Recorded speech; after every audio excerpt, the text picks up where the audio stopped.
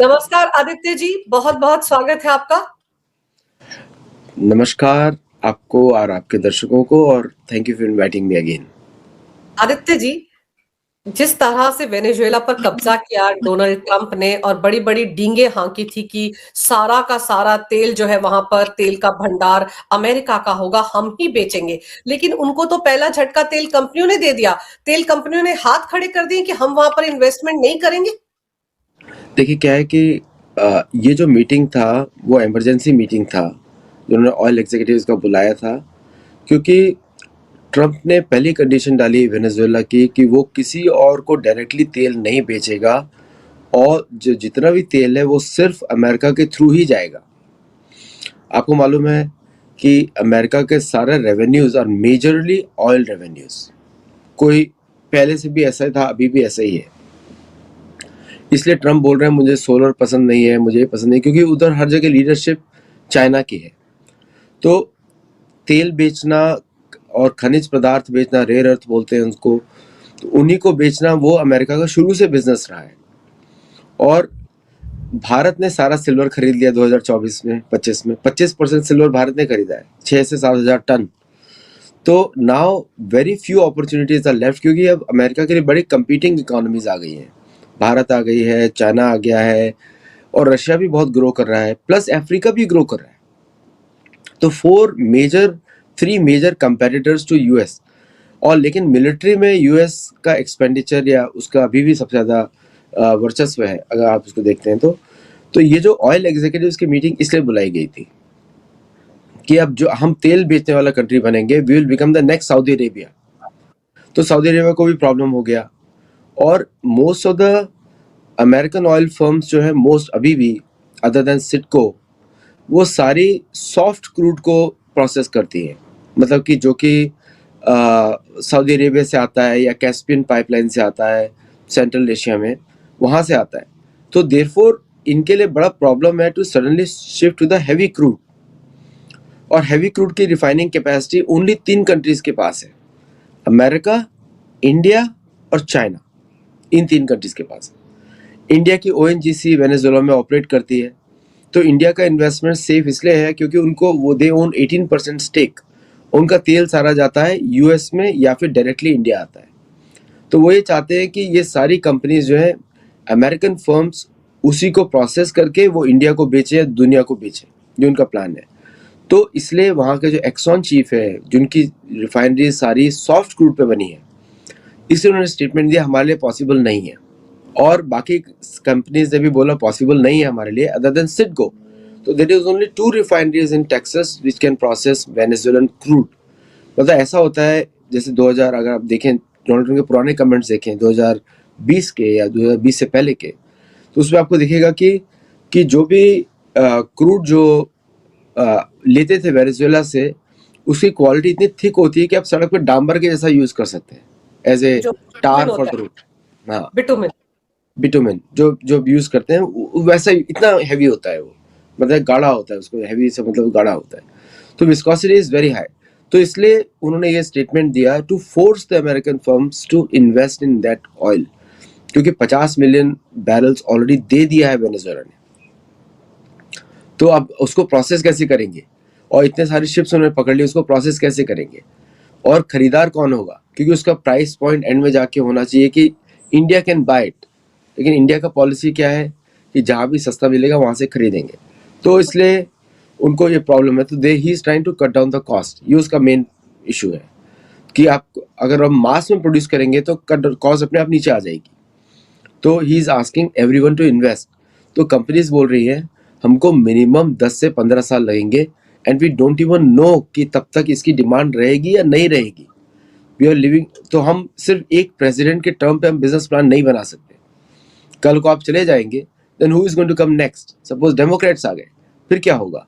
तो they have very logical argument कि हम इतना लंबा हम लोग प्लान नहीं कर सकते हैं।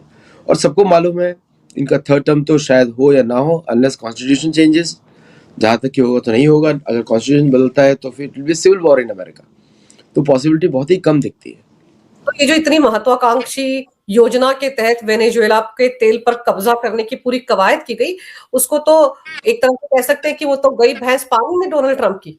बिल्कुल गई, बिकॉज कंपनीज अगर बिजनेसेस ऐसा बोल रही है कि उनके लिए पॉसिबल नहीं है, तो आप कहाँ से करोगे? आप व्हाट विल यू डू? और अगर आप वेनेजुएला की रिफाइनरीज नहीं यूज करना चाहते, जो ओएनजीसी की है, चाइना की है, then there is no other option. तो मुझे ये लगता है कि American firms will tie up with the Indian ONGC और बाकी कंपनीज के थ्रू, एंड वहाँ से वो इंपोर्ट करेंगे टू यूएसए। बट यूएस में प्रोसेस करना इम्पॉसिबल है। इसका मतलब ये है कि यूएस तेल नहीं बेच पाएगा वेनेजुएला को उस स्केल पे जो चाहते हैं। तेल के प्राइसेस जो बोल रहे हैं कि $2 पहुंच जाएगा, वो टेम्परेली पहुंचेगा। $1 पहुंच जाएगा, वो टेम्परेली पहुंचेगा, बिकॉज ऑलरेडी उन्होंने 50 मिलियन लिया है। उसके बाद क्या होगा किसी को पता नहीं। तो वो तो डोमेस्टिक कंजम्पशन में चला जाएगा, और सऊदी अरेबिया इंपोर्ट देगा नहीं, एक्सपोर्ट करेगा नहीं। तो फिर क्या होगा? सो सऊदी अरेबिया अगर जो बोल रहे हैं एमबीएस कि अगर वो एक्सपोर्ट नहीं करेंगे बिकॉज ही इज थ्रेटेंड, क्योंकि सऊदी ऑयल सबसे महंगा होता है मार्केट में, तो अगर उनको थ्रेटन होता है, उनको रेट्स कम करने पड़ेंगे, तो they will try to search for India और सम अदर प्लेस। आपको मालूम है सऊदी पास में है भारत के, लेकिन Saudi oil India can not afford, इतना महंगा होता है, और उसका क्वालिटी जो रिफाइनिंग क्वालिटी होता है वो भी अच्छा होता है। और वो सारी अमेरिकन कंपनीज करती हैं, सऊदी कंपनीज नहीं करती। अरामको जो है अमेरिकन टेक्नोलॉजीज पे काम करता है, और सऊदी में आपने को पता ही है कि दे आर नॉट हैप्पी जो उनकी रिफाइनरीज पे अटैक हुआ था बाय द हुती रेबल, तो अमेरिका उनको मदद करने नहीं आया था। तो they are also very cautious कि बिजनेस एनवायरनमेंट चेंज हो रहा है, whether they can do it और नॉट। लेकिन सऊदी अरेबिया एक स्लेव कंट्री है अमेरिका का, तो they will be force to follow what America tells them to do. तो इसलिए सऊदी ऑयल के लिए बहुत प्रॉब्लम है फ्यूचर में, और American alliance in West Asia के लिए भी बहुत प्रॉब्लम है, क्योंकि वो ऑयल नहीं होगा तो उनके लिए प्रॉब्लम होगा। तो अमेरिका के लिए उन्होंने वेनेजुएला पे हाथ तो डाल दिया, लेकिन आउटकम वो झेल नहीं पाएंगे, जैसा आपने सही बोला। एक्चुअली गई भैंस पानी में, तेल के खेल में तो ऐसा लग रहा है कि डोनाल्ड ट्रंप का अपना खेल हो गया। बिल्कुल। लेकिन डोनाल्ड ट्रंप ये जो कह रहे हैं कि मुझसे ही, अमेरिका से ही सारा सामान वेनेजुएला खरीदेगा, कहीं और से नहीं खरीदेगा। मतलब उनकी तो कोशिश ये थी ना कि डॉलर में कारोबार करेंगे, डॉलर वापस अमेरिका में ही आ जाएगा। डॉलर जिस तरह से उसका डाउनफॉल हो रहा है, उसी से तो बिलबिलाए हुए हैं ना बूरे काका, उसी से तो चिड़े हुए हैं डोनाल्ड ट्रंप। तो उनको तो लग रहा था कि उनकी बल्ले बल्ले होगी, इधर तेल बेचेंगे, इधर डॉलर आएगा। जो प्लान था उनका, इसका ये तो धरा का धरा रह गया। एक्चुअली डी डॉलराइजेशन जो है, सबसे पहले जो टर्म दी थी वो दी थी शिंजो एबे ने, और शिंजो एबे उनके खास मित्र हैं, और मोदी जी के भी खास मित्र थे, तो उनके भी खास मित्र थे। उन्होंने ये टर्म दी थी, ये किसी और ने नहीं दी है, ये उन्हीं की टीम से आई है सारी टर्म्स। और अमेरिकन सैंक्शंस पॉलिसी जिसपे उन्होंने जो मार्को रूबियो ने बिल्कुल ओपनली बोला कि हमारा डॉलर चला गया तो हम सैंक्शन नहीं लगा पाएंगे, that is the biggest leverage they have. तो इसलिए वो डॉलर को जीवित रखना चाहते हैं। और आपने बिल्कुल सही बताया कि 40% सर्कुलेशन रह गया इस समय, which is below the reserve currency status. अब वो रिजर्व करेंसी नहीं रही, तो वो चाहते ये हैं कि वेनेजुएला या साउथ अमेरिका सभी कंट्रीज डॉलर को यूज करें। इनफैक्ट अर्जेंटीना के साथ उनका एग्रीमेंट है कि अर्जेंटीना अपनी करेंसी छोड़ देगा, डॉलर यूज करेगा, और वही करने की कोशिश कर रहा है अलेजेंडर मिलेई जो भी बोल रहे हैं। और यही उनका प्लान है वेनेजुएला के साथ, यही कोलंबिया, और अंत में जाके ब्राजील के साथ, because Brazil is the biggest economy of Latin America. तो ब्राजील में भी वो वही फोर्स करना चाहते हैं कि everything will be dollar, not the Brazilian currency. तो this is a biggest problem for Donald Trump की उनकी करेंसी जो खो रही है वो एक्चुअली उनकी पॉलिसीज की वजह से खो रही है। तो रिवाइव करना बिल्कुल इम्पॉसिबल है। यूरोप यूज करेगा नहीं, कनाडा यूज करेगा नहीं, साउथ अमेरिका यूज करे या ना करे, और भारत तो यूपीआई पे फोकस कर रहा है, और भारत ने अभी ऑलरेडी वॉस्टर अकाउंट खोल के रुपी को कन्वर्टेबल भी करने शुरू कर दिया है। तो जिसका जो बड़ा कंज्यूमर होता है उसी करेंसी ग्लोबल होगी। तो biggest consumer in the world is India in purchasing power parity terms. आप देखिए ना यूपीआई ट्रांजैक्शंस की जो लिमिट है, तो इसलिए उनको सबसे बड़ा खतरा दुनिया में भारत से और किसी से नहीं है। If Bharat uses, dollar survives. If Bharat doesn't use, dollar doesn't survive. Bharat से तो वैसे भी डर इसलिए भी लग रहा है ना कि भारत तो रशिया के साथ अपना कारोबार रुपए में कर रहा था ना, और जो कमीशन मिलता रहा डॉलर की वजह से, वो कमीशन मिलना तो बंद ही हो चुका है ना लगभग। देखिए बहुत बड़े चैलेंजेस हैं, जैसे कि चाइना और रशिया का ट्रांजैक्शन रुपए युआन और रूबल में है। भारत और रशिया का ट्रेड 96% रुपी रूबल में है, 4% अभी भी वो लोग डॉलर यूज करते हैं। और भारत और अफ्रीका में ज़्यादातर कंट्रीज नाउ रुपी और लोकल करेंसीज में काम करना चाहते हैं, एक्सेप्ट दोज कंट्रीज जहाँ पे countries are very weak. Africa को तो आपको मालूम है कितना कॉलोनाइज करके रखा हुआ है, तो अदर प्लेसेस वो लोग डॉलर ही एक्सेप्ट करते हैं क्योंकि उनको बाकी जगह डॉलर करना पड़ता है। तो डॉलर एकदम आउट ऑफ सर्कुलेशन नहीं जा रहा फॉर द टाइम बिंग। लेकिन जिस तरह सारी बैंक्स गोल्ड स्टोर कर रही हैं, तो कितना बड़ा पॉन्जी स्कीम है। देखिए अमेरिकन गवर्नमेंट दुनिया को बोल रही है आप क्रिप्टो यूज करो, स्पेशली अपनी बैंक्स को, लेकिन उनकी बैंक सारी गोल्ड खरीद रही, they want to convert back to gold. तो जिस तरह gold today is the strongest asset in the world आज, इसका मतलब डॉलर तो कब का जा चुका है। अब तो इसका लास्ट लेग चल रहा है कि किसी के पास रखे हुए हैं। जैसे कल ही भारत ने $50 बिलियन ऑफलोड किया है, क्योंकि भारत को भी मालूम है इसकी जरूरत नहीं पड़ेगी। जरूरत तभी पड़ेगी कि दूसरी कंट्रीज एक्सेप्ट कर रही हैं। तो Bharat is replacing dollar with gold as fast as they can.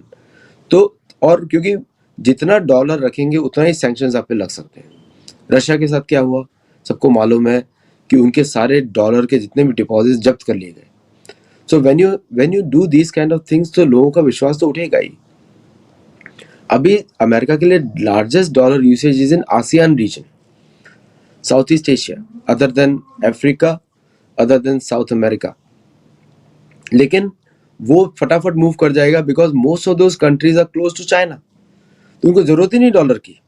Y will Vietnam and China need dollar? Why will Thailand and China need dollar?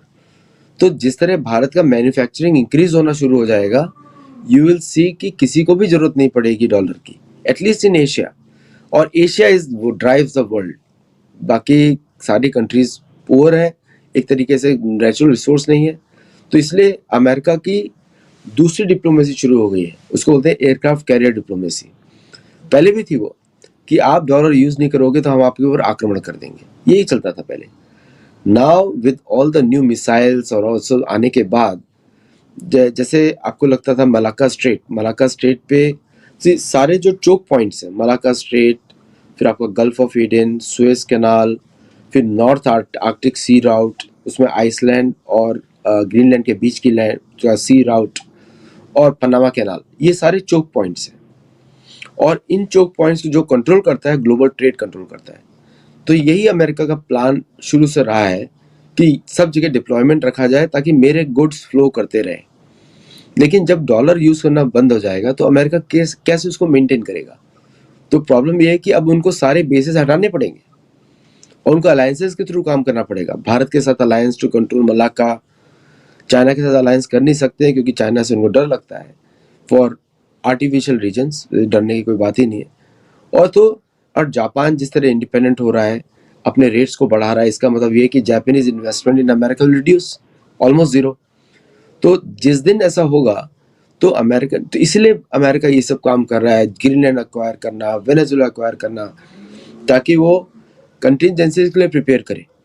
नहीं तो अमेरिकन कॉर्पोरेशन टूट जाएगा, अमेरिका एज ए कॉर्पोरेशन टूट जाएगा, क्योंकि उसके टुकड़े टुकड़े होंगे, क्योंकि ये सब पैसे के ऊपर ही चल रहा है। अगर पैसा नहीं होगा then they can't maintain anything. तो आपने देखा होगा कि they are preparing for emergency scenarios, जैसे हर जगह नेशनल गार्ड्स को लगा रहे हैं कि राइट्स ना हो जाए, टेस्टिंग कर रहे हैं। जैसे आपने देखा कल ही एक माता को मार दिया जिसके 3 बच्चे थे, पॉइंट ब्लैंक, और ये वाइट था, ऐसा नहीं कि वो इमिग्रेंट था, वाइट था। कि वो टेस्ट कर रहे हैं कि कितना रेजिलियंस है पॉपुलेशन उनको अपोज करने का। लेकिन आदित्य जी, उसको लेकर तो काफी हंगामा भी हुआ है, लोग कैसे सड़कों पर उतरे हुए थे। भारत ने भी प्रतिक्रिया दी कि हमारी नजर है पूरी घटना पर। एक्चुअली क्या है कि अमेरिका पूरी दुनिया को लेक्चर्स देता है ह्यूमन राइट्स के ऊपर, लेकिन अमेरिका के अंदर क्या ह्यूमन राइट्स से आपको दिख ही गया? ये तो एक ही इंसिडेंट आपको दिखाई दिया, क्योंकि व्हाइट लेडी थी। ब्लैक्स और ब्राउन्स के साथ क्या क्या होता है, नेटिव अमेरिकन से क्या क्या होता है, वो तो कभी बताया नहीं जाता। नेटिव अमेरिकन के पानी में एजेंट 40 डाल दिया, सोचिए, जहर डाल दिया पीने के पानी में ताकि वो मर जाए। तो ये सब इंसिडेंट्स कभी बाहर आए नहीं, अमेरिकन मीडिया ने दिखाया नहीं। और क्योंकि भारतीय जो मेन स्ट्रीम मीडिया ज़्यादातर अमेरिकन प्रोपागेंडा को कंज्यूम करती है, उसने कभी डिस्कस भी नहीं किया ये सब चीज़ें। जबकि अमेरिका के ह्यूमन राइट्स रिकॉर्ड देखा जाए तो फिर तो पाकिस्तान के बराबर आ जाता है वो ऑलमोस्ट, अगर सो कॉल्ड अगर उसका चेक किया जाए उन एक्चुअल इंसिडेंट्स पे। तो ये ट्रम्प ये सब चीज़ें छुपाने की कोशिश कर रहे हैं as fast as he can, as much as he can. Dollars गायब हो गए बैंक से, फिर तो राइट्स हो जाएंगे। इसीलिए उन्होंने सडनली $120 बिलियन डाला बैंक्स के अंदर ओवर द लास्ट वीकेंड, लेकिन वो सब भी गायब हो गया। तो पीपल आर कंज्यूमिंग कैश। तो इसका मतलब ये है कि अब इन्होंने एक और रूल बनाया कि क्रेडिट कार्ड्स पे वो लिमिट डाल देंगे कि 10% ज़्यादा टैक्स। ये सब अच्छी पॉलिसीज है, these are all good policies. लेकिन अमेरिकन इकॉनमी तैयार नहीं है। अमेरिकन इकॉनमी की आदत खराब हो चुकी है कि फ्री मनी आ रहा था दुनिया भर से, इसलिए they are stuck now. Aditya ji, जो कार्रवाई वेनेजुएला पर हुई उसके बाद तो यही कहा जा रहा था ना कि अमेरिका एक तरह से चाइना को टारगेट करना चाहता है, लेकिन भारत से, जैसे आपने कहा कि डरता है वो, तो भारत से डॉलर की वजह से डर रहा होगा। लेकिन ये कैसी कैसी स्टेटमेंट्स भी आ रही है ना ट्रेड डील को लेकर। ये नहीं क्या कह रहा था कि पीएम मोदी ने फोन ही नहीं किया, तो ऐसी बातें लगने लगी सबको कि जैसे कि थाल सजाकर डोनाल्ड ट्रंप ने पूरी की पूरी डील भारत के हिसाब से कर ली थी, बस मोदी जी ने फोन नहीं किया। ऐसा तो नहीं है ना? तो ये इस तरह की बातें क्यों? देखिए, ये टिपिकल, ये सब बिजनेसमैन है, ये कोई पॉलिटिशियंस नहीं है, राजनीतिज्ञ नहीं है। इनको लगता है कि हर चीज डील पे चलती है। सिर्फ देश डील पे नहीं चलते, देश चलते हैं मोरालिटी पे, पीपल टू पीपल कनेक्शन पे, उस पे चलते हैं। ये लोग जिस तरह बात कर रहे हैं कि वाइट ओनली रेस है, वी आर वेरी स्पेशल, हमको अपनी रेस बचानी है, वाइट रेस बचानी है, और वी हैव टू कंस्ट्रक्ट, और दुनिया पे युद्ध करके लोगों को डरा के अपने ट्रेड डील मनवानी है, वो जमाने चले गए। अगर वो भारत पर आक्रमण कर सकते तो जरूर करते, 100% करते, लेकिन हिम्मत नहीं है, क्योंकि ना हिम्मत है ना कैपेसिटी है लड़ने की। क्योंकि क्या करेंगे, उनके प्लेन्स घुस ही नहीं पाएंगे भारतीय एयर स्पेस में, और रशिया के जैसा भारतीय एयर डिफेंस नहीं है। भारत का एयर डिफेंस उससे बेटर है, रशिया से बेटर है। तो देयरफॉर उनके पास कोई ऑप्शंस नहीं है। और दुनिया भर में एक देश की बात सब लोग सुनते हैं, वो भारत। चाइना की भी नहीं सुनते, रशिया की भी नहीं सुनते, भारत की सुनते, अभी से नहीं सुनते, 1947 से सुनते हैं। तो भारत का वो जो दबदबा है, मॉरल लीडरशिप, वो एक्चुअली रियल लीडरशिप होती है। और अब जब ट्रीटी ऑफ वेस्टफालिया और ये सब फेल हो रही है, मतलब नेशन स्टेट बाउंड्रीज फेल हो रही हैं, जिसको अमेरिका ने शुरू किया। देखिए क्या है कि जिस दिन अमेरिका के फेवर में यूएन काम नहीं करता, उस दिन वो अमेरिका छोड़ देगा यूएन को। तो यूएन उसके फेवर में काम नहीं करता, वो यूज नहीं कर पाता यूएन को एज इफेक्टिवली एज बिफोर, वो खुद का ही गलती है उसका। तो इसलिए वो यूएन, इंटरनेशनल ट्रीटीज, सब तरह से बाहर निकलेगा। और भारत से उसको खतरा मॉरल लीडरशिप से है, number 1। Number 2, growing economic strength. अभी तो आज ही लॉकहीड मार्टिन ने भारत के अंदर फैसिलिटी लगाने का प्लान किया है, C-130J का, जो कि उनका flagship small scale medium lift aircraft है। तो इस तरह most of the American companies are already making India the home. उनको दिख रहा है कि भाई the only alternative to America now left is India. वहाँ पे ट्रेन मैन पावर है, पीपल आर डिसिप्लिन, और द गवर्नमेंट इज स्ट्रांग। और ऐसा नहीं कि एक गवर्नमेंट स्ट्रांग है, कंसिस्टेंटली स्ट्रांग है, कंसिस्टेंटली स्ट्रांग है। और अगर तो भारत मूव करते हैं तो उनका इन्वेस्टमेंट सेफ रहेगा, क्योंकि उनको एक मार्केट भी मिल जाएगा ना। इस पे मेरा एक कंडीशन ये, मतलब मेरा सजेशन ये है कि अगर भारत को मार्केट की जैसे उनको बेचना नहीं चाहिए, now we should charge fees for gaining access to Indian market. तब आप Bharat will make more money, क्योंकि ये तो आना ही चाहते हैं, इनके पास कोई चारा ही नहीं है। यूरोप खरीद नहीं सकता, पॉपुलेशन खराब है, और जो इमिग्रेंट्स उनके वो तो वेलफेयर पे रहते हैं सारे मुसलमान। साउथ अमेरिका में दम नहीं है कुछ खरीदने की, और तो कोई कंट्री बचा ही नहीं जो खरीद सके। 140 करोड़ 1.5 बिलियन लोग, कहीं और है ही नहीं, किसी और कंट्री में कैपेसिटी नहीं खरीदने की। इसलिए इंडिया उनके लिए थ्रेट है। लेकिन जिस तरह ने पॉडकास्ट के दौरान ये कहा कि ट्रेन तो 3 हफ्ते पहले चली गई थी और भारत ने फोन नहीं किया, डील नहीं हुई, इसका मतलब ये है कि भारत के सिर पर ठीकरा फोड़ा जा रहा है। कायदे से डील पर राजी ही नहीं हुआ भारत, जिस तरह की डील अमेरिका चाहता था, तो अब तो डील नहीं हो रही, यही मानकर चला जाए। भारत को डील की जरूरत नहीं है। जैसे मैंने बताया, भारत शुड पुट सैंक्शंस। अगर मैं अमेरिकन की जैसे सोचूं तो मैं बोलूंगा भारत को कि आप सैंक्शन लगाओ कि अगर आपको मार्केट एक्सेस चाहिए भारत का तो you to pay fees. Suppose for every $1 billion you have to pay $100 million to the Indian government fees. तो तब जाके बात बननी शुरू हो जाती। तो उसके लिए लाइन लगा के आएंगे, बिलीव मी, लाइन लगा के आएंगे। फिर उसके बाद कम नहीं होगा इन्वेस्टमेंट, भारत में बढ़ जाएगा। और because that is the cost of doing business in India. तो अगर हम भारत इस तरह सोचना शुरू करेगा तो ये तो पूरा ही खाली हो जाएगा, देश पूरा ही खाली हो जाएगा। द पॉइंट इज, आपने जो पूछा, डील की भारत को जरूरत नहीं है, डील की जरूरत अमेरिका को है। अमेरिका को मार्केट चाहिए उसके प्रोडक्ट्स बेचने के लिए, भारत को नहीं चाहिए। अमेरिका में क्या बेचेगा भारत? क्योंकि अमेरिका में जो भी बेचेगा तो अमेरिकन प्रोडक्ट इंडस्ट्री बंद हो जाएगी। हमारे यहाँ पानी की बोतल हम बेचते हैं 30 सेंट्स में, अमेरिका में बेचते हैं $1 का ½ लीटर का बॉटल। तो अगर 30 सेंट्स में हम बेच रहे हैं तो अमेरिकन का क्या जरूरत है कुछ बनाने की? तो और अब उनके पास पैसा भी नहीं है। अब जैसे चाइना ने मना कर दिया, अमेरिका ने बोला हम आपको ट्रेजरी बॉन्ड्स देते हैं, आप सिल्वर दो। चाइना बोला नहीं दे सकते, आपको गोल्ड देना पड़ेगा। आपको सिल्वर चाहिए, आप गोल्ड दीजिए।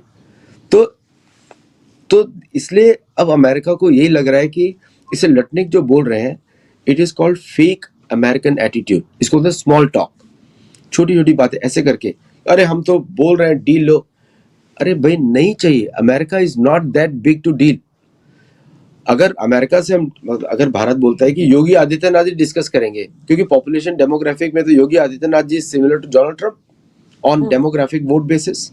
बोलते हैं, अगर भारत बोलता है कि ठीक है, अगर आपको हमारे साथ बात करनी है Lutnick, you talk to the Uttar Pradesh chief minister, he manages the same population like America, तो देन इट्स पैरिटी आ जाता है। तो जो फॉल्स एरोगेंस है एंग्लो सैक्सन्स का, that is in play here. तो उनको लगा कि हम जो आर्म, या क्या बोलते हैं ना, अमेरिकन वेरी स्मार्ट, जो इंग्लिश में जब बात करते हैं, आर्म ट्विस्टिंग जो करना चाहते थे वो भारत ने एक्सेप्ट किया नहीं। और पीयूष गोयल जी मुस्कुरा के क्या क्या बोल जाते हैं वो अमेरिकन को समझ में आता नहीं है। बाद में सिर खुजाते हैं, बोलते हैं अरे ये तो हमको गाली दे के गए हैं। तो इसलिए ये प्रॉब्लम हो गई उनके साथ, because they and then commerce secretary Lutnick और Piyush Goyal are counterparts. तो पीयूष गोयल से इतना डरे, अब बोलते हैं कि हमको मोदी से डायरेक्टली बात करनी है, शायद Modi ji will be soft. अब उनको पता नहीं Modi ji is the boss of Piyush Goyal, Modi ji ने अपॉइंट किया पीयूष गोयल को, तो उनको सब मालूम है। और मोदी जी के बाद तो अमित शाह भी है, उनके साथ अजीत डोभाल भी है। तो भारतीय लीडरशिप को एग्जैक्टली मालूम है क्या चल रहा है अमेरिकन इकोनॉमी में, तो इससे डील का कोई सवाल ही नहीं बनता। Now American will have to crawl with the fees to get a deal. तो ये अगर जैसी भारत की पॉलिसी बनती है, you have to pay fees to access Indian market is not free, तब बात बननी शुरू हो जाएगी। तो उसके बाद से लोग फीस दे के आएंगे, they are very happy to pay the fees by the way, और तब आप गोल्ड में फीस लें उसकी। पर आदित्य जी, भारत को तो डेड इकोनॉमी बोलता है अमेरिका, डोनाल्ड ट्रंप बोलते हैं, और भारत तो कभी भी वो एग्रीकल्चरल प्रोडक्ट्स के लिए और डेयरी प्रोडक्ट्स के लिए मार्केट नहीं खोलेगा। वो तो मतलब दीवार पर लिखी हुई इबारत की तरह है, सबको पता होना चाहिए। तो डोनाल्ड ट्रंप और उनके जो बाकी के मंत्री हैं वो किस मुगालते में जी रहे हैं? उनको क्यों गलतफहमी हो गई कि बस फोन आता तो डील हो जाती? नहीं, वो एरोगेंस है, वो चर्च वाला एरोगेंस है, एंग्लो सैक्सन एरोगेंस है, we are the English speaking white people वाला एरोगेंस है, और कुछ नहीं है। तो भारत ने तो बहुत तरह तमाचे मारे हैं। पहले तो फोन नहीं किया मोदी जी ने, क्यों करेगा भारतीय प्रधानमंत्री फोन? अगर कायदे से अगर डोनाल्ड ट्रंप को अपनी डेमोग्राफी के हिसाब से फोन करना है तो उत्तर प्रदेश की चीफ मिनिस्टर को फोन करें, वोट बेस तो दोनों का सेम, ठीक है। ऐसी बोलो लाइट में, वो तो आई थिंक इन फ्यूचर भारतीय विदेश मंत्री will be equal to the president of United States. मैं बड़ी बात बोल रहा हूँ बट ये सही बात है, इसको काफी बड़े बड़े लोगों ने भी इसको रिपीट किया है। और दूसरा ये है कि भारत ने तो और भी तगड़ा तमाचा मारा है। उसके राफेल की डील साइन कर रहे वाले F-18 को रिजेक्ट कर दिया, F-35 को रिजेक्ट कर दिया। तो एक तरीके से भारत ने every technological achievement of America को बाहर फेंक दिया। और अमेरिकन एरोगेंस आती है कि हम लोगों की सेना बहुत अच्छी है, ये अच्छी है, लेकिन अमेरिकन ट्रूप्स को मालूम है कि लड़ नहीं सकते किसी और सेना से, वो सिर्फ कमजोर सेनाओं से लड़ सकते हैं।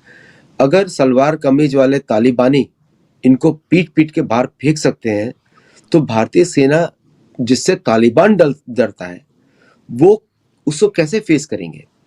तो जो इन्होंने चूरन बेचा है अपनी जनता को कि हमसे बड़ा कोई स्ट्रेंथ नहीं है, we are the super power, तो वो अमेरिकन मीडिया तो चला रहा है, लेकिन दुनिया का मीडिया जो अमेरिकन पब्लिक अब देख रहा है, उसमें नहीं दिख रहा अमेरिकन को। तो उनका जो सेल्फ कॉन्फिडेंस जो चर्च से आया था या एरोगेंस से आया था कि हमने अमेरिका को कॉन्कर किया और ये सब किया, वो सब चला गया। और दुनिया शायद उनको ऐसा लग रहा है, वो क्वेश्चन करेगी कि you belong to Europe not in America, ये क्वेश्चन कर सकती है, बिकॉज वही सिचुएशन आ रही है। दुनिया बोलेगी तुम्हारी वाइट रेस इस जहां भी जाती है गड़बड़ी प्रोड्यूस करती है, तो you better belong to place where you are successful and safe. जो अब तो इसलिए ये लोग इतना अत्याचार दिख रहा है, फ्रस्ट्रेशन भी दिख रहा है, क्योंकि now the history is looking them in the face. उनकी खुद की history is looking them in the face. इसलिए इनको भारत से बहुत डर लगता है, क्योंकि only one group of people challenge them, that is Indians. कोई और नहीं करता। इंडिया में भी सिर्फ हिंदू चैलेंज करते हैं, मुसलमान चैलेंज नहीं करते इनको, क्योंकि उनको डर लगता है। तो और साउथ अमेरिका में जो ये कर रहे हैं, क्योंकि साउथ अमेरिका तो पूरा ही स्लेव कॉन्टिनेंट है, उनकी भाषा भी स्पेनिश, उनका रिलीजन भी फॉरेन का। जब आप अपनी मूल भाषा, मूल जो रिलीजन ऑफ द लैंड को आप भूल जाते हो, तो आप स्लेव ही हो। तो यहाँ पे नेटिव अमेरिकन उनको बोल रहे हैं गेट आउट। आप सोशल मीडिया देखिए, क्या नेटिव अमेरिकन बोलते हैं, get out, you are illegal, you are the first illegal, ये उनके शब्द है ना। तो इसलिए नाउ दे आर, उनका they are being question by their own people ना। और ऐसा नहीं कि सिर्फ, तो ये तो एक माइनॉरिटी को बिलोंग करते हैं, majority of white American oppose them also. 63% white people oppose Donald Trump in country, तो उनका खुद का माइनॉरिटी है। तो ये सब चीजें बोल बोल के वो शायद वो अपने लोगों का मनोबल बढ़ा रहे हैं फॉर द इलेक्शन। अभी तो जैसे उन्होंने ये चूरन बेचा कि वेनेजुएला पर हमने जो कर दिया, वैसा दुनिया में कोई देश कर ही नहीं पाया। अब सोचिए, ये मागा पीपल को उन्होंने ये नया चूरन बेचा, और साथ ही साथ वो जो ये कह रहे हैं कि हमने अपना डिफेंस बजट जो है 1.5 ट्रिलियन डॉलर के हिसाब से बढ़ा दिया है, टैरिफ लगाने से हमको बहुत सारा पैसा मिला है। क्या सच में ऐसा हुआ है? क्योंकि वो तो कह रहे हैं हम तो अपना पूरा कर्ज निपटा देंगे, अब तो कोई डेफिसिट ही नहीं है। ठीक है, मुंगेरी लाल के हसीन सपने। अभी तक अमेरिका पेड़ पे छाप रहा था, literally money grew on the trees in America, but reality में ऐसा नहीं होता। रियल वेल्थ तो कुछ और होती है। आपने वेनेजुएला के अगेंस्ट आक्रमण किया with all the sanctions, intelligence, और उसके पास एयर गन्स भी नहीं है। बाय द वे, भारत ने सिंदूर ऑपरेशन में nuclear armed American supported with F-16 and everything, उसको अटैक किया विद नो कैजुअलिटी, और पूरे पाकिस्तान को दिखा दिया। There is no comparison. क्या अमेरिकन एयरफोर्स कर सकती है ये? हिम्मत ही नहीं है। ठीक है, ईरान का भी कोई डिफेंस नहीं है, ईरान की सेना नॉट वेल ट्रेन्ड। तो आप ईरान पे दादागिरी दिखा दिया, अफगानिस्तान पे दिखा दिया, वेनेजुएला पे दिखा दिया, लेकिन ना चाइना पे दिखा पा रहे, ना भारत पे दिखा पा रहे, ना रशिया पे दिखा पा रहे। ब्राजील पे भी दिखा सकते हैं, लेकिन जो मेन कंट्रीज हैं, तो इसलिए दुनिया में सिर्फ 4 या 5 इंडिपेंडेंट कंट्रीज हैं, इजराइल, भारत, चाइना, रशिया और यूएसए। और इन बाकी 4 कंट्रीज, बाकी कोई परमानेंट 5 के योगी भी नहीं है, तो बाकी 4 कंट्रीज पे आप दिखा नहीं पा रहे हो। तो वेनेजुएला का चूरन आप अमेरिकन को तो बेच सकते हो, और वेनेजुएलन डर भी जाएंगे, और डर भी चुके हैं ऑलरेडी, लेकिन भारत के लिए पॉसिबल नहीं है।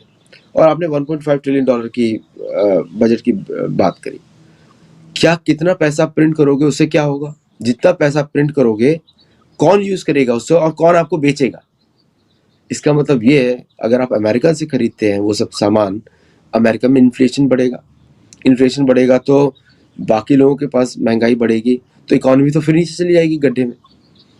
सो अभी अमेरिका के पास कोई और ऑप्शन नहीं बचा है।